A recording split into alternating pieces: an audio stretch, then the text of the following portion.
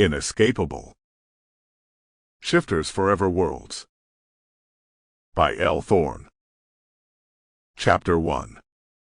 Étienne tiptoed through the darkness, stopping to calm one of the dogs that hung around the slave cabins of Arceneaux plantation.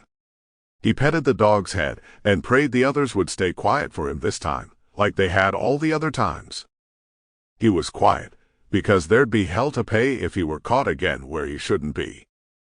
Étienne was no child with a curfew. No, not at all. Étienne was trapped in slavery. Trapped, though he was the son of the plantation owner's son. And yet his birth, and even his very life, had been kept a secret. His toe hooked on a rebellious tree root, but he regained his step before catapulting, and thrown into a headlong fall. A fall wouldn't be a good thing. Not only because he'd get caught and feel the lash of the whip on his shoulders. His flesh hadn't healed from the last time 3 days ago. No, not just the excruciating touch of the whip, but also the possibility he'd lose the precious cargo he was carrying tonight. Cargo in the form of honey he was taking to his grandmother, who lived in one of the cabins. Étienne stayed in the quarters with the other single men closer to the main house, though many nights he wished he were still in his grandmother's cabin. That would never happen. The overseer had a special brand of hatred for Étienne. Maybe it was because his skin was so light. Maybe it was because his heritage was whispered about, if not confirmed. Or maybe it was plain old meanness, as others often said. The night was dark, the moon barely a sliver, with sounds of the nightlife that surrounded the swampy lands outside the city of New Orleans. Just a few more yards.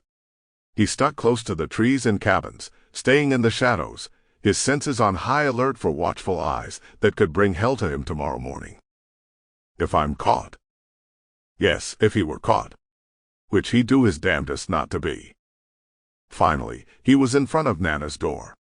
He raised his hand to scratch on the wood lightly, to make no more noise than a rodent. The door opened before he could touch it. Nana's beautiful dark face, eyes wide, peered into the darkness. She always opened the door, as if she knew he would be there.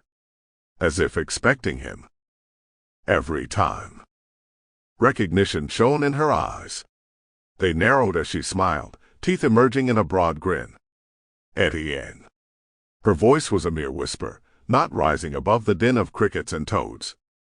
Étienne nodded, and held up a tiny container. The viscous amber liquid glowed in the candlelight shining behind Nana. She reached through the crack, a tiny hand on an arm that was thinner than Étienne would have wanted, and she... Sample complete. Ready to continue?